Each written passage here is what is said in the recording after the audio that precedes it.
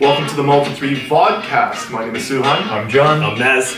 And this time we're coming in for season 2 of our cast. Since we've been gone, we're talking Ixalan, all these tribes that have come on. So we're going to explore that a little bit into the past and the present.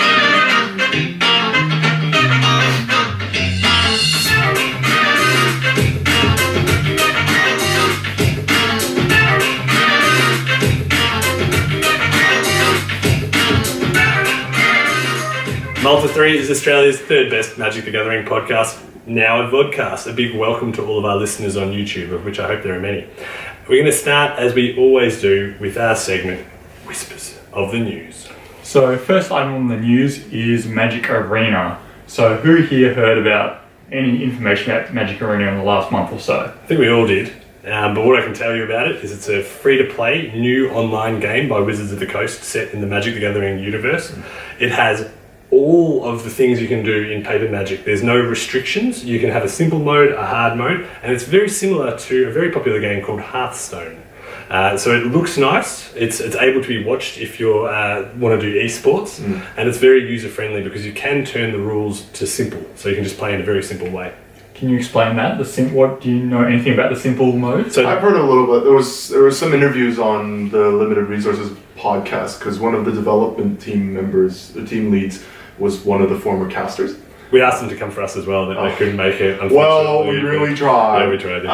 But they were talking about how the idea was to speed through some of the processes without losing your ability to control it, but you have full control mode as well. Yeah. So it's less about easy and hard and just about control versus flow. So you can get more gains in, that's the idea. Interestingly as well, this starts at Ixalan and moves forward, so it doesn't retrospectively cover all of Magic. A lot of people would be disappointed about that. And something else I heard is it's not guaranteed to cover every set. So it may skip sets. It's just going to be cherry picking ones that they think are good. It may cover more. If it goes really well, maybe they will go retrospective.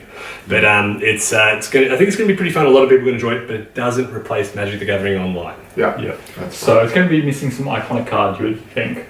Yes, okay. Yes, that's an interesting choice of words. Yeah, talking about iconic cards, the set Iconic Masters got spoiled over the last month, so there was an event of some sort. We should probably point out as well that it's been a long time since we've been on air. It's been about a month, so a lot of stuff has happened. So we're going to cover a fair bit of news today. Yeah. Iconic Masters, the way that they released it, so typically the way that the marketing team at Wizards has released things is through media channels, such as vodcasts.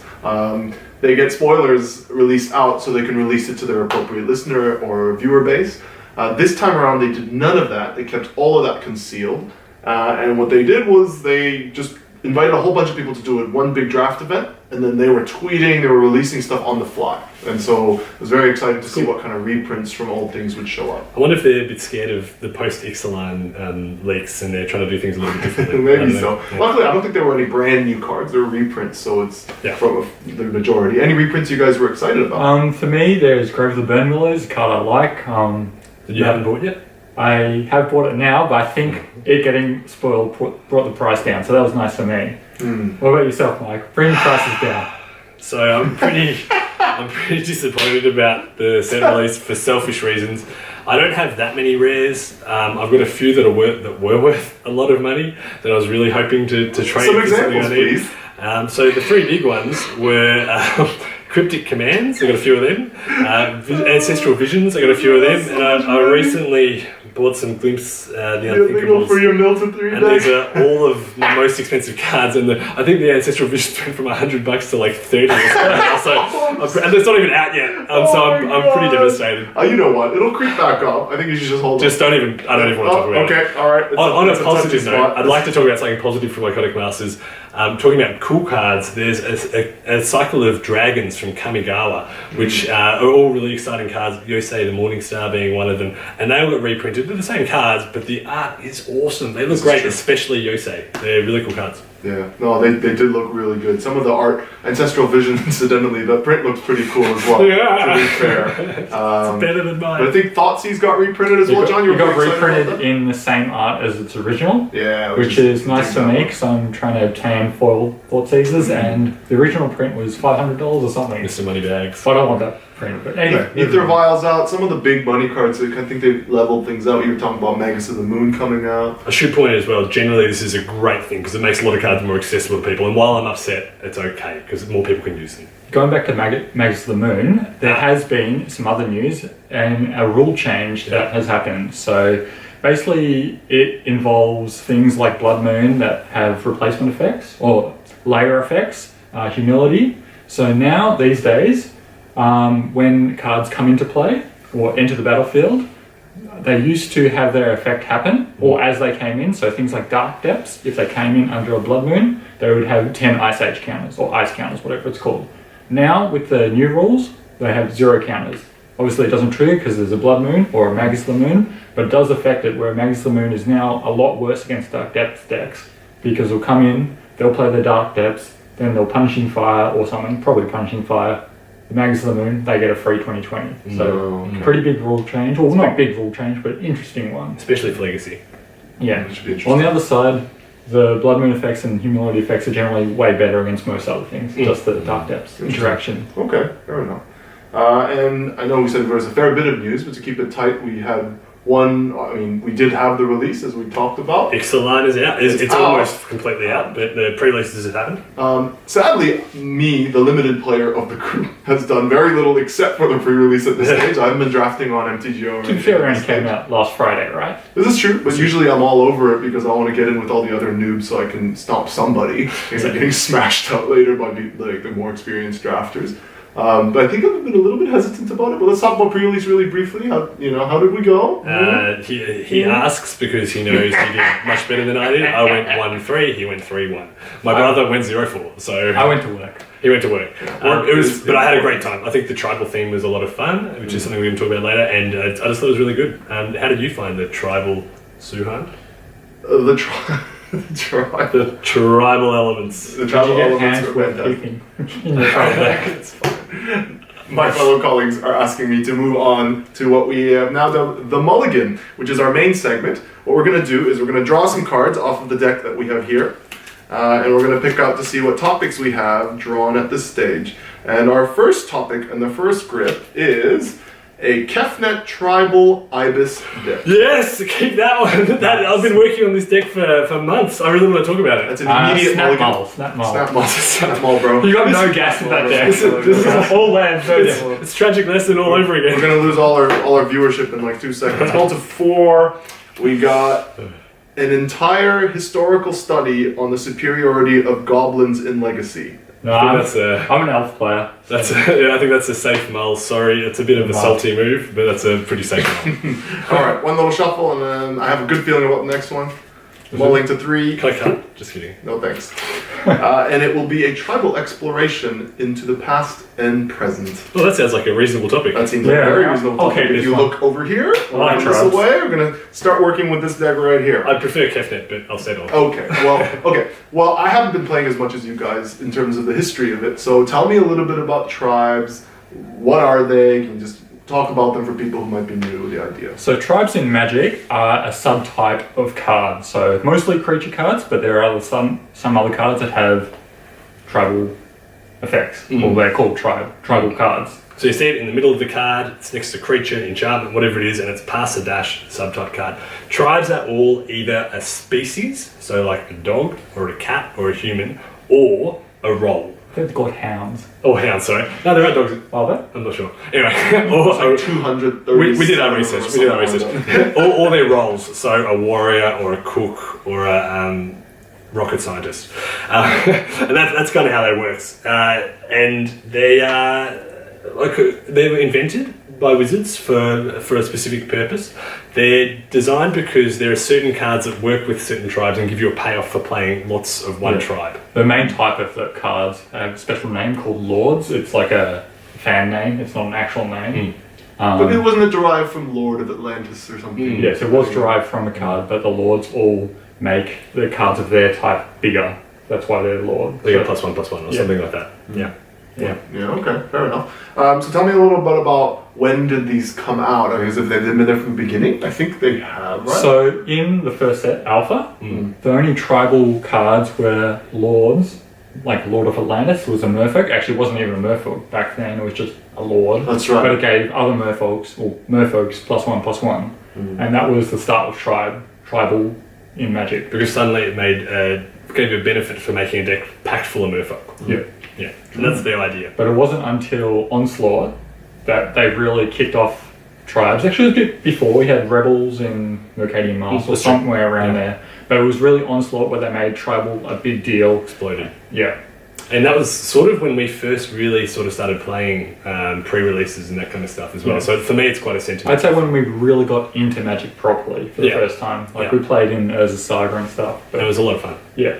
After that, there have been other sets that have had tribal themes, none as strongly as Onslaught. Okay. So we had Lorwyn, which was probably the next most prominent tribal. That was probably in the early 2000s, I think. I'm not sure, I didn't actually play during Lorwyn, but yeah, that sounds right. And then we've had a couple of Ixalan decks as well. Sorry, not Ixalan decks, a couple of Innistrad decks. And they had the humans, the spirits, the zombies, with the most recent one, Shadows over Innistrad. And of course, the latest set to come out, which is why we're talking tribes today. It would be Ixalan, but you've forgotten a very important tribe. Oh, have I? In the Eldrazi. Yeah, sure. Sorry. Yeah, sorry. There was like 2 tribes I feel in Worldwake. Fine. Allies versus Eldrazi. Yeah. We'll come back to that. We'll get there. Okay, well that's a little bit about the history. Some other things I did mention briefly. There's a lot of different tribes. Some of them have one creature. On our research, this is 238 tribes. The most recent new tribe is Trilobite. Is that from Ixalan? Yeah. It's that 0-3. He's a rock. It's a little, but so there's one it's a brand new tribe. Rock or whatever it's called. I haven't actually confirmed that, but I'm assuming one there's Trilobite. First Trilobite. Some others. Well, I'm more interested in the tribes that have a lot of cards. So I've got a little quiz for you. Okay. So all right. You tell me a tribe. I'll tell you a tribe, and you have to guess if it's in the top 10. Elves. Yes. In terms of raw numbers, of course. Raw numbers. I think he's screwing with us. I want to say yes as well, but I think he's screwing with us. I reckon it's going to be really boring things that we don't think No, I don't think there are Warrior. that many. Think about things like Warrior and Knight. I say elves, no. Yeah, I say no. You're correct. It is number 12. Yes! Here's another one. What about zombies? Same things like elves. I feel like this is another trick. I say yes. I say it's top 10. Definitely more sets than else. Zombies is in almost every set, I feel like. Yeah, I'm going to say yes as well. Zombies is number 5. Number 5, alright. Okay, number 1 has more than 3 times the amount of cards as the second, number 2. Whoa. So, can you guess what? It could be human. Human is correct. Oh, that's fair enough. Yeah. Okay, I'm going to round out the top 5. So we had wizards, warriors, soldiers, and then zombies was actually number 6. That doesn't surprise me that the jobs are the ones that are represented the most because they transcend race. But in tribal, there's rarely cards. The tribal, what we're talking about, rarely have cards that like specifically give stuff to wizards or warriors. There are cards that happens, but it's not really a tribal thing. Yeah. So it's more like your elves, your zombies, your spirits to a degree. There are some spirits is weird. Spirits and humans are weird because there are cards that give like bonuses to humans. Yeah. But there's generally a lot of humans that are just human because that's how they are. They're not humans to make them other humans good. Yeah. Oh, okay. Better. Fair enough. Yeah, I hadn't thought about that. That's a cool. That makes sense. The wizard one keeps coming up. You see wizards all the. I mean, Wizards of the Coast. Yeah. Okay. Got the wizard commander deck. The wizard commander deck is out. Yes, and I have yet to touch it. I need to upgrade it immediately and do something with it. But at the moment, it is in its original state. I'd like to talk a little bit about some of the lesser known tribes, perhaps. I did a quick search before we started this podcast, 5 minutes before we started this podcast, and some of the tribes that had very few people, and it might not be surprising, a lot of them are very unoffensive animals. Antelope, there's one. Badger has 4. 4 badgers. That's a good badger representation. Mm-hmm. There's 1 sponge. If I was like a sea sponge. If I was a planeswalker, I probably wouldn't rush to be putting some sponges out to fight the dragons. There was 1 mole. There was 1 ferret. A ferret? Yes, a ferret. Yeah, I didn't check for stoat or perhaps ocelot. And also another funny one. There was a recent card that came out called Crested Sunmare, which promotes horse tribal in the Amonkhet block. And Is that the one that makes horses indestructible, yeah? Yeah, other horses. Yeah. So not itself. That's other right, horses. So Amonkhet had no other horses in it, but anyway. And there's actually, to work with that, there are 5 other horses, but that is fewer than the amount of cards that have horsemanship. So in Magic the Gathering, there's a whole heap of people out there to ride horses, but not many horses to carry them, I'm afraid. And the last one worth mentioning, which isn't really worth mentioning, is I just thought it was cool, Yeti. There are 6 Yetis in Magic the Gathering. Some different more types of recent. Yeti? Yeah, 6 different Yeti. Okay, well, I mean, I've touched on a couple of them, and we touched on in the news about iconic cards. Iconic tribes is kind of what I wanted to talk about. What do you think characterize Magic in terms of what those things are? I mean, you're all about elves anyway, so why don't you just dig right into it? Clearly, elves, when you think about fantasy, are one of the most iconic tribes in all fantasy, not just Magic. Because they're sexy. I think people like them. Magic ones tend to not be that sexy. That's true, yes. Mysterious Some than are. anything else. They're Dwynen. I'd go there. Yeah. I'm just kidding. Yeah, no, I just realised Magic elves aren't that sexy. Yeah, sure. Okay, yeah. Anyway. We'll get on to elves in a little bit more. I think there's probably 2 groups of tribes you think of that would be iconic. The first group are the extremely tribal cards. They basically exist to be tribal, and then there's the ones that come up a lot. The ones that come up a lot, the ones we've already talked about, things like the historical elves, ones, merfolk, goblins are the big 3. Goblins didn't make the top 10. Yeah, but when I think about iconic tribes, I think as goblins. I'm just interested, yeah. But then the ones that are really, really tribal cards, a few come to mind. Well, Slivers. Yeah, definitely so. Yeah. And we talked about allies as well. Yeah, and yeah. Just as an aside, while we're here, I wanted to ask about what, amongst each of the colors, what do you think is the tribe that represents each respective color? That's really Green is elf. Green is elf? Yeah. That's not beast or anything like There's that. beasts, but they're like They're not really a tribe. They're like subhumans. They're kind of like Definitely wizard in the sense that it's a variety of things. No, beast is definitely green, but it's like a sub thing of the green. mole, I the think. one mole is green as well. Definitely. That's all I have to The say. mole is green. Yeah. So green to me is elves. Merfolk would be blue. Blue is Although we're slashing green now. Wizards is a big thing in blue. Yeah, as well. wizards. But is they all over, transcend but that a fair bit. You also blue also has fairies, but they're blue-black. But I would say when I think of a blue tribe, mono blue, merfolk. Mono red, goblins. Mono black, zombies. Sure. Mono white is a bit iffy. I think actually humans for mono There's white. also I think that sort makes of sense. lions and core and stuff. I know like D&T in Legacy is a lot of humans, so I guess white it's doesn't so- have its tribe per se. I You guess think of its humans So the soldier. consensus would be human on white, Yeah. merfolk on blue, zombie on black, Yeah. goblin on red, elves on green. I guess that's a reasonable. Yeah. I guess there are some that try to compete for it, but I Yeah. think they'll probably keep those crowns. Anyway, this is something interesting. On the ones we were talking about before, slivers are an interesting tribe. They're creatures that come into play and they have an effect that makes all the other slivers have the same ability. They might give them all flying, they might give them all +1/+1, they might give them all ability. So they're kind of a really cool 5-color tribe. They're basically all lords. They're all lords, yeah, exactly, yeah. And they're a good 5-color tribe, so you can build 5-color decks out of them. A popular option for commander. Allies similar, but it tends to be enter the battlefield effects or tapping effects. So yeah, that's why they're extremely tribal tribes. Very good. Okay, and why do you guys? What do you think the appeal is about tribes? We like them, obviously. What? Maybe we'll start with you again, John. About what draws you to elves? I think before that, what draws me to elves is I've played with them. I liked green as a color when I was younger. It's not that you think they're sexy. No.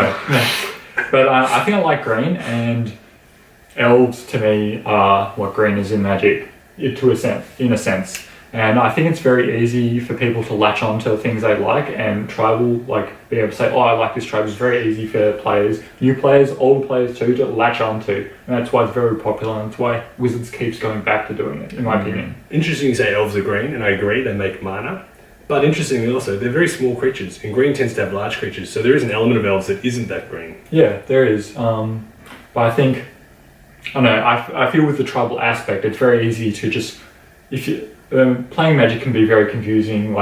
knowing what to build, putting your deck can be confusing. That's why tribal makes it a bit easier. It gives you a restriction, and I feel that's why they keep doing it and why people like them. It gets people into it. I have a converse view on that. I think tribes can make sets a little bit boring. It sort of tells you what to build. Yeah, that's my point though. It makes it easy. That's why people latch onto it. Yeah. And against that point, we talk about sets that have tribes in it. Yeah. Onslaught, Lorwyn, Innistrad. Yeah.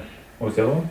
Yeah, Innistrad and Ixalan, Ixalan. Yeah. All those sets are being considered really good sets. Yeah. So while it might be boring to try and deck build, I think it's always been those sets have been pretty good with. I have a thought. I mean, because I think we were talking about how deck building, and net decking, and the whole idea of quickly and so virally copying, top players' ideas. I think the issue is that it makes it because Wizards designs the sets in order to facilitate synergies and things like that they think will arise into something that's really great. But once we one person cracks the code, and then everyone knows it. But back in the day, I suppose that would have taken a lot of extra work, which would have been quite interesting as opposed to boring. So maybe there's an element of it lines very nicely with your shivering views on net decking is awful. But the synergies are no less interesting. I can see the I think there's like a sort of role-playing aspect to it where you can say that your deck has a character to it of sorts. Do you understand what I'm saying? Mm-hmm. Flavor. Yeah, it's not just these are the best 60 cards I'm playing. 4 Brainstorms, 4 Ponders, 4 Force of Wills. It's all these guys know each other, etc. Well, there is something to be said about the fact that I think the majority of Magic players enjoy that more than I think we who participate in competitive events might think. There's a far more casual enjoyment than I think we give you credit for, which is why Planeswalkers decks sell. And why people got so upset when they printed a really bad werewolf for their werewolf commander deck. That's the outrage. We should turn to looking and talking about our favourite tribes. John, you've already had a bit of an exploration of elves. Is there anything else you wanted to add? Yeah, I'll just talk about why. I talk about why I liked elves, but I played elves all throughout my life basically. So when Onslaught came out, I made an elf deck then with just cards I could afford. Well-wisher. At school, Well-wisher when we played was unbeatable, which is pretty cool. Again, 25 life a turn, but and then moved on all the way up to Legacy Elves, and falling it's all grown up. Yeah, all grown up now. Show off. Show off. What about you, Suhan? What are your favourite tribes? It's easy to say that I'm an Eldrazi tribe player, but that's been more of an opportunity thing because the decks that I've enjoyed playing have been the powerful decks that I play with it.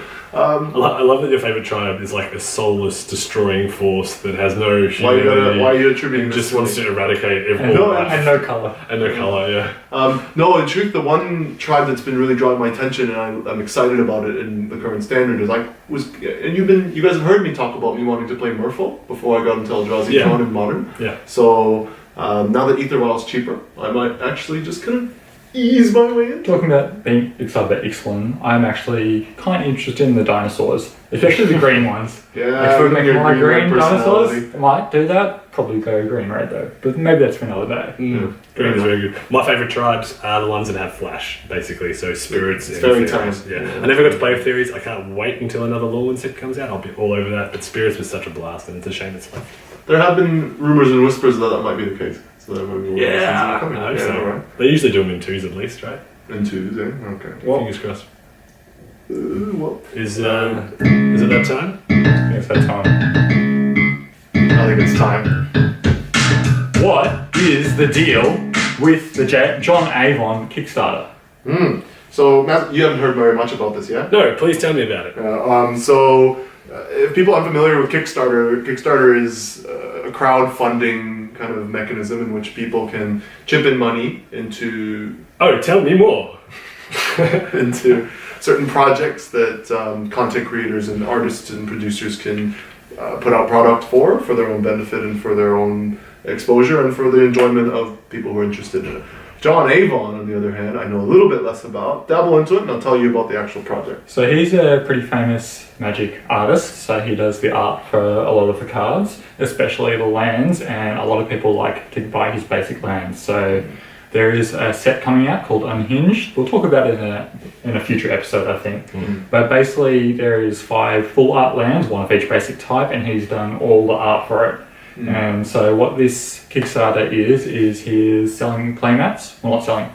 You get given playmats for donating of whichever basic art you want, basic land type you want, and you can also get prints, so you can put frames on, which is what I'm excited about ever since he gave me a birthday present of one of my favorite Magic cards. Yeah, I'm glad you like it. Look, the big thing I think is that these lands from that set, from Unhinged, are really popular in and of themselves. Each land is in foil. They're expensive, like $10, $20 or something like that, are they? So the last set, the full art lands, the foils are like $80, $90. That's the forest. So I assume the island is a bit higher. The foil ones. The foil Oh ones. my goodness. And they ain't being reprinted. They haven't. Well, because Why they don't haven't. sell high? But I mean, look, the new unset coming up will likely have things like that. I don't know what the actual whatever is. Unhinged. Is it Unhinged? Yeah. Okay, so that's what's coming up. Never mind. You are right. Just some Just details. like to point out for everyone that it says Unhinged in the center of his laptop screen right there. You didn't know what it was. No, I didn't. I thought it was the old one. Anyway, the Kickstarter still, as of this recording, it has 53 hours to go. So it's this upcoming Friday, the 6th of October. It goes, and as of now, they've reached a stretch goal of almost 250,000 British pounds. They're at 246 plus now. That is over. Well, that's getting there. So look, I mean, it's pretty exciting. I'm tempted. I think John's quite tempted, so we might buy into it and see how we go. But I've been told that you don't have a credit card. Yeah. So you can buy for me. All right. Not Anyway. that. And look, I think that's a good time to kind of start closing up on our first episode of season 2. Season 2. Thank you guys. Thank you guys for listening. If you liked it, please give us a like on YouTube. If you really liked it, a subscribe would be wonderful. Also, if you're listening on our podcast medium, also feel free to subscribe, tell your friends, and find us on Facebook at Malta3, Twitter at Malta3, and obviously on YouTube and the other channels as well. Also, just like to say, I think both me and Suran are getting into Magic the Gathering online, so we might be starting to stream soon. Yeah. That's right. So I've probably been playing a lot without streaming, so sorry for that, but that content is coming. We'll see you guys next time. See you guys next time. See ya.